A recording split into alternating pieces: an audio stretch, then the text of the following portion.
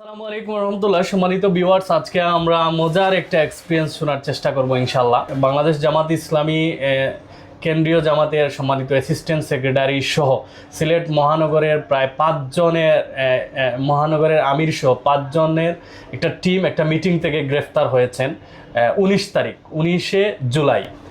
এরপর 15 দিন পরে আমরা অনেক রক্তক্ষয়ী সংঘর্ষ হয়েছে, প্রায় 2000 মানুষ শাহাদাত বরণ করেছে। দেন হচ্ছে পৃথিবীতে একটা ঐতিহাসিক ঘটনা ঘটেছে, যেটা পৃথিবীতে আর কখনো ঘটে নাই, যে তারা দল বলে সবাই পালিয়ে গেছে বাংলাদেশ থেকে, এই ফ্যাসিস্ট হাসিনা সহ। তো এই যে একটা ঘটনা ঘটলো, ওনারা বিশেষ করে আমার সাথে যিনি আছেন জনাব আব্দুর রব, উনি মূলত এই মিটিংয়ে ছিলেন, ওইখান থেকে গ্রেফতার হয়েছেন। তো তার কাছ থেকে জানতে চাইবো যে এত কিছু হচ্ছে দেশের মধ্যে, এগুলা তো জেলের ভিতরে থেকে জানা খুবই কঠিন একটা ব্যাপার।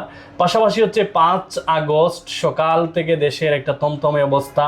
দুপুরের দিকে আমরা বাইরে যারা ছিল আমরা অবলোকন করেছি, দেখছি মানুষ মারা যাচ্ছে। ফাইনালি দুপুরের দিকে শেখ হাসিনা পালিয়ে যাচ্ছে, সেটাও আমরা দেখতে পাচ্ছি। তো এই বিষয়গুলা যে আমরা বাহির থেকে ভালো করে অবলোকন করতে পারছি, ওনারা এইগুলা কিভাবে নিয়েছেন, দেখছেন বা কিভাবে শুনছেন, বা ওই সময় জেলের মধ্যে কোন ধরনের এনভায়রনমেন্ট ছিল, বা সব মিলিয়ে এই এক্সপিরিয়েন্সটা একটু জানতে চাইবো ওই সময়ের। বিশেষ করে 5 তারিখে ওনাদের ফ্যাসিস্টের বিদায় কিভাবে জানলেন। এরপরে আমরা শুনেছি ওই দিনই ওনারা বের হয়েছেন রাতের বেলা। কিভাবে বের হলেন? তখন তো বাংলাদেশে কোনো প্রশাসন ছিল না, আবার রাতের বেলা তো কোনো কোর্টও ছিল না। কিভাবে জামিন হলো, এই সব বিষয়গুলো একটু আপনি আমাদেরকে বলার চেষ্টা করেন, দর্শকরা জানবে। ধন্যবাদ আপনাকে, আপনার মাধ্যমে সম্মানিত দর্শক শ্রোতাকেও ধন্যবাদ। আপনি সঠিকই বলেছেন। আমরা গত 19 তারিখ রাত্রে, এর আগে আপনি জানেন যে আমাদের সিলেটের অত্যন্ত প্রথিতযশা সাংবাদিক আবু তুরাব পুলিশের গুলিতে নিহত হয়। পুলিশের গুলিতে নিহত হওয়ার পর আবু তুরাবের জানাজা সম্পন্ন হয়। ওদিন রাত্রেই আমাদেরকে এশার নামাজের সাথে সাথেই পরেই আমাদেরকে গ্রেফতার করে একটা মিটিং থেকে আমাদেরকে গ্রেফতার করে। আমাদের সাথে ছিলেন আমাদের সম্মানিত সহকারী সেক্রেটারি জেনারেল। মিটিংটা সম্ভবত এটা নিয়েই ছিল বাংলাদেশের পরিবেশ, বাংলাদেশ পরিবেশ পরিস্থিতি নিয়েই আমাদের মিটিংটা ছিল। আমাদের এই মিটিংয়ে ছিলেন আমাদের সম্মানিত সহকারী secretary general advocate Ahsan Mahmud Zubair. তিনি অবশ্য ঢাকা যাওয়ার কথা। আপনারা জানেন যে ওই দিন থেকে বিমান টিমান বা যোগাযোগ ব্যবস্থা প্রায় অচলের মতো অবস্থা ছিল, উনি যেতে পারেন নাই। আমাদের মহানগরে আমির সাহেব ছিলেন সহ আমরা একটা মিটিংয়ে ছিলাম। এখান থেকে পুলিশ আমাদেরকে গ্রেফতার করে। খুব খারাপ সিচুয়েশন ছিল তখন, সব ধরনের যোগাযোগ ব্যবস্থা বন্ধ ছিল। আমাদেরকে বিশাল একটি বাহিনীর মাধ্যমে গ্রেফতার করে থানায় নিয়ে আসা হয়। এই সময় তো জরুরি অবস্থা ছিল, সময় তখন জরুরি অবস্থা ছিল। আমরা থানায় আসার পরে আমাদেরকে দীর্ঘ সময় রাখা হয়। আমরা প্রচণ্ড ক্ষুধার্ত ছিলাম। রাত্রে 12টার দিকে আমাদেরকে খিচুড়ি খাওয়ানো হয়। এখান থেকে বিশেষ ব্যবস্থা পরের দিন আমরা কোর্ট হয়ে জেলে যাই। কোর্টে আসার পরে আমরা কোনো ধরনের অন্য কোনো পাবলিকের সাথে দেখা করার সুযোগ হয়নি। বিশেষ নিরাপত্তা ব্যবস্থার মধ্য দিয়ে আমাদেরকে জেল হাজতে প্রেরণ করা হয়। আমরা জেলে ছিলাম মোটামুটি আলাদা 2টা ওয়ার্ডে আমাদেরকে দেওয়া হয়। আমরা খুব রেস্ট্রিক্টেড অবস্থার মধ্যে এখানে আমাদের দিনপাত করা লাগে। আপনি বলেছেন যে আমরা এখানে যেভাবে ছিলাম মোটামুটি গোয়েন্দা নজরদারিতেই ছিলাম। আর ঘটনা প্রবাহের সব কিছু আমরা না জানলেও মোটামুটি রাজনীতি সচেতন হিসাবে মোটামুটি খবর রাখতাম। কারারক্ষী যারা ছিলেন তারা মোটামুটি আমাদেরকে বাইরের কিছু খবর টবর আমাদেরকে দিতেন, আমরা মোটামুটি পেতাম। আর 1 তারিখ জামাত ইসলামী নিষিদ্ধ হওয়ার পরে মোটামুটি আমাদের দায়িত্বশীলরা আমরা মোটামুটি একটা শর্ট পরিসরে বসি যে আমাদের ব্যাপারে তো হয়তো সিদ্ধান্ত এরকম আসবে, আমাদের হয়তো সেলে দিয়ে দিবে। আমরা এর আগের দিনই ধরেন আপনার চুল নখ টোক এগুলা কেটে আমরা মোটামুটি রেডি ছিলাম যে আমরা হয়তো সেলে যাওয়া লাগবে, বা বুঝতে পারছেন যে জামাত নিষিদ্ধ। হ্যাঁ, আমাদের আরও বড় কষ্ট হইতে পারে, কষ্ট মেনে নেওয়ার মানসিক প্রস্তুতি আমাদের ছিল। ইতিমধ্যে জানেন যে আমাদেরকে 2টা মামলায় গ্রেফতার দেখানো হয়, কোর্টে আমাদেরকে আনা হয় এবং 1 দিন করে রিমান্ড মঞ্জুর হয়। আমরা পরে রিমান্ডের অপেক্ষায় ছিলাম। আমাদেরকে রিমান্ডে নেওয়ার চেষ্টা করা হলেও বাইরের পরিস্থিতির কারণে আমাদেরকে বাইরে থেকে কোর্ট থেকে জেল থেকে বের করানো যায় নাই। রিমান্ড আমাদের মঞ্জুর হয়েছে, কিন্তু রিমান্ডের যে থানায় নেওয়ার যে প্রক্রিয়াটা ওনারা সম্পন্ন করতে পারেন নাই। এরপরে আমরা খবর পাচ্ছিলাম যে আমাদের আরও ভাইরা যারা রিমান্ডে গিয়েছেন তাদেরকে 5 দিনের রিমান্ড ছিল, 4 দিনের রিমান্ড ছিল। 1 দিন পরেই তাড়াহুড়া করে জেলে নিয়ে আসা হয়েছে, মানে ওখানে রাখার সুযোগ ছিল না। 1 তারিখ জামাত ইসলামী নিষিদ্ধ হওয়ার পরে তো আমরা মারাত্মক তটস্থ ছিলাম। যাই হোক, ঘটনা প্রবাহের ব্যাপারে আমাদের দৃষ্টিপাত ছিল। আপনারা জানেন যে আমরা যে ওয়ার্ডে ছিলাম এখানে একটা বিটিভি ছিল, এটাও খুব ভালো ফাংশন করতো এরকম না, তো বিটিভির প্রতি সবাই উদ্গ্রীব হয়ে বিটিভির খবর টবর দেখতেন। 5 তারিখ আমরা 2টার দিকে খবর পেলাম যে সম্ভবত সেনাবাহিনী প্রধান তিনি একটি বক্তব্য রেখেছেন জাতির উদ্দেশ্যে, বা বক্তব্য দিবেন উনি 3টার দিকে হ্যাঁ বক্তব্য দিবেন। আমরা মোটামুটি আজ করতে পারলাম যে এই কথাবার্তা আচার আচরণ মিলে কিছু একটা হচ্ছে। যাই হোক, বাইদা ভাই আমরা তো দিন আর লকআপ থেকে বেরোতে পারি নাই, আমরা মোটামুটি আমাদের লকআপে ছিলাম। আপনারাও শুনলেন, পাশাপাশি আরো যারা ওই সময় জুলাইয়ে গ্রেফতার হয়েছে তারাও শুনছে, জেলের ভিতরে আরো আসামিরা তারাও শুনছে, সব মিলিয়ে এই সময় সবার মধ্যে কি কাজ জেলের ভিতরে আমি বলি যে আপনার আওয়ামী লীগের প্রতি মানুষের তো ঘৃণা এবং বিদ্বেষ ছিল। আমরা জেলে যাওয়ার প্রায় 15-20 দিন তো জেলে ছিলাম, প্রত্যেক দিনই মানে দোয়া আওয়ামী লীগের বিরুদ্ধে, মানে আল্লাহ রাব্বুল আলামিনের পক্ষ থেকে যেন কোনো গজব আসে, আল্লাহ যেন এই ফ্যাসিস্টকে সরাই দেন, এরকম বলে প্রত্যেক দিনই মসজিদে দোয়া হতো। বাইরা নফল রোজা রাখতেন, কান্নাকাটি করতেন, আল্লাহর কাছে বলতেন। অনেক মজলুম লোকরা, বিশেষ করে ছাত্র, যুবক, এরপরে কিছু কিছু শ্রমিক দোকান থেকে গ্রেফতার হয়েছেন, শাহজালাল বিশ্ববিদ্যালয়ের সামন থেকে অনেক ছেলেপেলেরা গ্রেফতার হয়েছেন, তারা জেলের মধ্যে ছিলেন। আমরা প্রত্যেকে, বিশেষ করে যারা আমরা আইনজীবী ছিলাম, অ্যাডভোকেট জুবাইর ভাইও আইনজীবী, আমিও আইনজীবী ছিলাম, মানুষকে বুঝাতাম যে আপনার বেশি সময় লাগবে না, আপনারা বের হয়ে যেতে পারবেন, টেনশন করার দরকার নাই। এরকম অবস্থার মধ্যে আমরা ছিলাম। প্রতিনিয়ত মানুষদের এই সেবাগুলো আমরা দিতাম, বুঝ দেওয়ার চেষ্টা করতাম। একটা ছেলে ছিল মেজরটিলা বাসা, কলেজে পড়ালেখা করতো, প্রত্যেক দিন কান্নাকাটি করতো, আমরা বুঝাইতাম যে কোনো টেনশন করার দরকার না, ইনশাল্লাহ হয়ে যাবে। যাই হোক, 5 তারিখ দোকান আসলো একটা মহেন রকম, সবাই দোয়া দরুদের মধ্যে ব্যস্ত ছিলেন। আমরা মোটামুটি আমাদের তো খাওয়া দাওয়ার, রাত্রের খাবার সন্ধ্যার মাগরিবের সাথে সাথে শেষ হয়ে যেত। যারা জেলে গিয়েছেন বলতে পারবেন, খাবার তো আগেই দেওয়া হয়, দিনের বেলায় দেওয়া হয়ে যায়, সন্ধ্যার সাথে সাথে খাওয়া দাওয়া শেষ হয়ে যায়।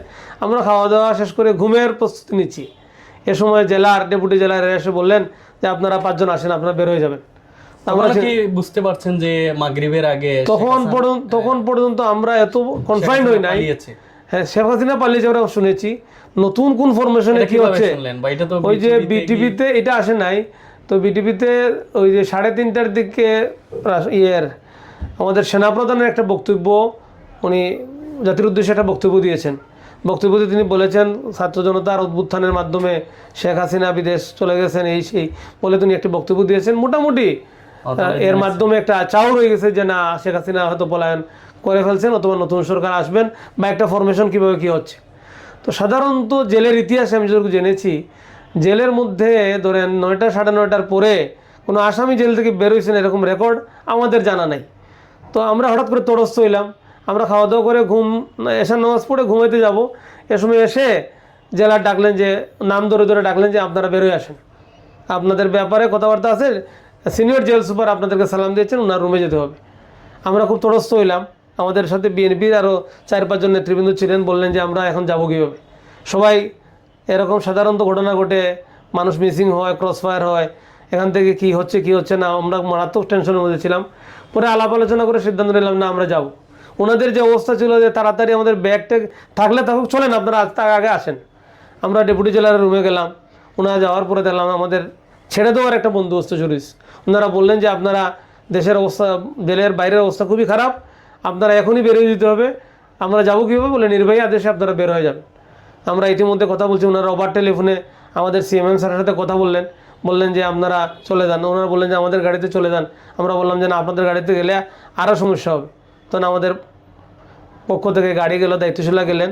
আমরা তখন বের হয়ে রাত্রে প্রায় 1-1.5 ঘন্টা রাস্তায় আসা লাগছে। দায়িত্বশীলা বক্তব্য রেখেছেন, কথা বলেছেন। আমরা ধরেন 2টা-2:30টার দিকে বাড়ি প্রত্যেকের ঘরে গিয়ে বসতে সক্ষম হয়েছে। এটা আল্লাহ রাব্বুল আলমিনের শুকরিয়া যে আল্লাহ রাব্বুল আলমিন এত কম সময় আমাদের কম হাজত বাসে আল্লাহ রাব্বুল আলমিন ফ্যাসিস্ট হাসিনার মতো একটা দুর্ধর্ষ ব্যক্তিকে ক্ষমতা থেকে সরাইয়া আল্লাহ রাব্বুল আলমিন এই দেশকে জালিমমুক্ত করেছেন এবং ইনসাফ এবং বৈষম্যহীন, ইনসাফ ভিত্তিক এবং বৈষম্যহীন একটা সমাজ বিনির্মাণের ক্ষেত্র তৈরি করে আল্লাহ রাব্বুল আলমিন দিয়েছেন। জেলের অভিজ্ঞতা আপনার সাথে শেয়ার করলাম। আর আপনারা সকলেই যারা জেলে গিয়েছেন, এই সময়টা আসলে একটা কঠিন সময় ছিল, কঠিন মুহূর্ত ছিল। আল্লাহ রাব্বুল আলমিন আমাদেরকে এই মুহূর্ত থেকে হেফাজত করেছেন, আমাদেরকে বিজয়ের মাধ্যমে জেল থেকে বের করার সুযোগ করে দিয়েছেন। ওকে, আপনারা যখন জেলে ছিলেন তখন বাংলাদেশে কিন্তু অনেক ঘটনা ঘটছে, বিশেষ করে অনেকগুলা জেল, 2-3টা জেল ভেঙে সব আসামি বের হয়ে গেছে। এটা ঘটার পরেই মূলত জরুরি অবস্থা জারি হয়। এরপরে আমরা সিলেটে দেখেছি যে পুলিশের সাথে জনগণ, ছাত্র জনতার যে সংঘর্ষ, এটা ঘন্টার পর ঘন্টা চলেছে। বিশেষ করে 3 তারিখ চৌহাট্টা পয়েন্টে মারামারি শুরু হয়েছে বিকাল 5টার দিকে, শেষ হয়েছে রাত 10টার দিকে। অর্থাৎ পুলিশের যখন সব ধরনের সব রসদ শেষ হয়ে যায়, আত্মসমর্পণ করে দেন 10টার দিকে, তখন মূলত মারামারিটা থামে, যেটা বাংলাদেশের ইতিহাসে কখনো এত লং টাইমের মারামারি হয় নাই। 4 তারিখে পুরো সিলেট জুড়ে একটা আতঙ্ক ছিল, মনে হয়েছে পুরো শহরটাই হচ্ছে গুলি আর বম। বিশেষ করে ওই দিন আওয়ামী লীগ, ছাত্রলীগ, পুলিশ ব্যাপকভাবে বের হয়েছে এবং সন্ধ্যার পরে আমরা দেখেছি যে মাইকে, প্রত্যেকটা মাইকে এলাকায় ঘোষণা হচ্ছে যে যার মতন করে বের হন, যদি এদেরকে এখনই শায়েস্তা বা প্রতিহত না করা যায় তাহলে বড় ধরনের বিপদ হবে। তখন আমরা দেখেছি সিলেট শহরের বিভিন্ন এলাকায় একেবারে সবাই বের হয়েছে, যে যার কাছে যা আছে। তো এই মারামারিটাও প্রায় রাত 12টা পর্যন্ত ছিল। সেনাবাহিনীর হস্তক্ষেপে রাত 12টার দিকে কিছুটা শান্ত হয়। এটা হচ্ছে 4 তারিখ। 5 তারিখে সিলেট অনেকটা এত ছিল না, শান্ত ছিল। শুরুতে কিছু মারামারি হয়েছে, আর 12টার পর থেকেই তো মোটামুটি দেশের প্রেক্ষাপট পরিবর্তন শুরু হয়, চেঞ্জ হতে। তো এই বিষয়গুলা কি আপনারা আজ করতে পেরেছেন জেলে থেকে, যে এত কিছু হচ্ছে, এত ভয়াবহ কাণ্ড? আপনি যেভাবে বলেছেন হয়তো সবকিছু আমরা এরকম শুনতেছি না, কিন্তু জেলে তো আসলে আমরা অনেকগুলো মাধ্যম থেকে মাহরুম, কিন্তু আমরা তো একটা বিশেষ ব্যবস্থার মধ্যে আছি, বন্দি অবস্থায় আছি। আমাদের কারারক্ষী ভাইদের কিছু আগ্রহের কারণেই কিছু কিছু বিষয় আমাদের নোটে আসছে। এত ব্যাপক হারে এভাবে আসে নাই যে মারামারি হচ্ছে, অমুক গ্রেফতার হয়েছেন, মানে এরকম কিছু কথাবার্তা, বা দেশের সিচুয়েশনটা খুবই খারাপ, জেল ভেঙে যাচ্ছে, এরকম কথাবার্তা শুনে ধরেন আমাদের তটস্থ হওয়া আর আল্লাহর কাছে বলা ছাড়া আমাদের আসলে এখানে করার কোনো ক্ষেত্র খুব বেশি ছিল না। যেমন আমরা যেদিন 5 তারিখ বের হইলাম, এর আগে যে এত বড় ঘটনা ঘটছে, তো মেসাগার হয়েছে জেল গেটের সামনে, আমরা বের হয়ে দেখলাম থানা টানা সব শেষ। এটা তো আসলে ভিতর থেকে এতটুকু বোঝার কোনো সুযোগ আসলে কম ছিল, কিন্তু মোটামুটি কিছু ইনফরমেশন। আর একটা পত্রিকা আমরা পেতাম, তো আজকের পত্রিকা ধরেন 4 তারিখের পত্রিকা 5 তারিখে আমরা পেতাম। সাধারণ কিছু লেট নিউজ তো আমরা অন্যভাবে পেতাম। এই নিউজগুলো আমরা নিতাম, মোটামুটি নিউজগুলোর মাধ্যমে ঢাকার যে ফ্রন্টলাইনের খবরগুলো মোটামুটি আমরা যুগান্তর আর ডেইলি স্টার এগুলো রাখার চেষ্টা করতাম, এর মাধ্যমে কিছু খবর কালেকশনের চেষ্টা আমরা করতাম আর কি। ওকে, থ্যাংক ইউ ভেরি মাচ। আমরা একটা ঐতিহাসিক বিপ্লবের একটা ঐতিহাসিক এক্সপিরিয়েন্স শুনলাম। দর্শক যারা দেখছেন, ইনশাল্লাহ আমরা চেষ্টা করব আগামী তো এরকম সুন্দর সুন্দর এক্সপিরিয়েন্স আপনাদের সামনে পেশ করার জন্য। সবাই ভালো থাকেন। আসসালামু আলাইকুম। আপনাকে ধন্যবাদ। আপনাকেও ধন্যবাদ, দর্শক শ্রোতাদেরকে ধন্যবাদ।